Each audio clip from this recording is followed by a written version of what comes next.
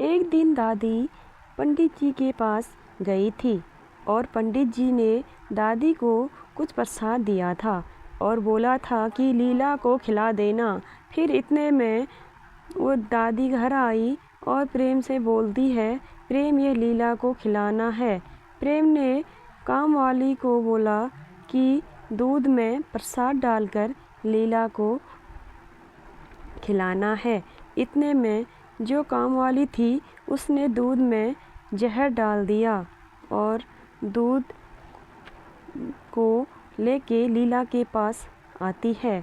वह दूध लीला ने तो नहीं पिया, लेकिन अचानक से बिल्ली आई और उसने दूध पी लिया। फिर बिल्ली वह दूध पीकर मर गई।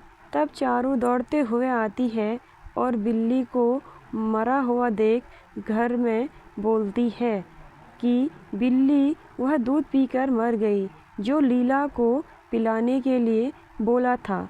इतने में प्रेम गुस्सा होता है और दादी से बोलता है कि दादी, यह पंडित जी ने कौन सा प्रसाद दिया है। अगर लीला यह दूध पी लेती तो फिर क्या होता। इतने में दादी बोलती है, प्रेम, पंडित जी अभी आने वाले हैं तो मैं पंडित जी से बात करूंगी। इतने में पंडित जी आ जाते हैं। फिर सभी पंडित जी से आशीर्वाद लेते हैं। इतने में दादी बोलती है, पंडित जी, मुझे आपसे कुछ ज़रूरी बात करनी है। तब पंडित जी बोलते हैं, बोलिए दुर्गावती जी, आपको क्या बात करनी है। तब दादी पंडित जी को सारी बात बताती है और पंडित जी बात सुनकर अचंभित होते हैं और बोलते हैं, तुम्हारे घर के ऊपर एक छाया मंडरा रही है, लेकिन आप टेंशन मत लेना, मैं यह सब सही कर दूंगा। फिर पूजा के लिए सभी बैठ जाते हैं और पूजा संपन्न हो जाती है। इतने में पंडित जी तो चले जाते हैं।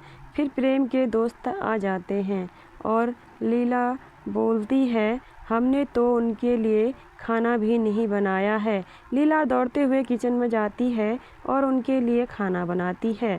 फिर सभी जने खाने के लिए बैठते हैं और लीला सबको खाना परोसती है। खाने को देखकर वह लोग सब खुश हो जाते हैं, लेकिन वह लोग तो लीला को नौकरानी समझ लेते हैं और लीला को पैसे देते हैं।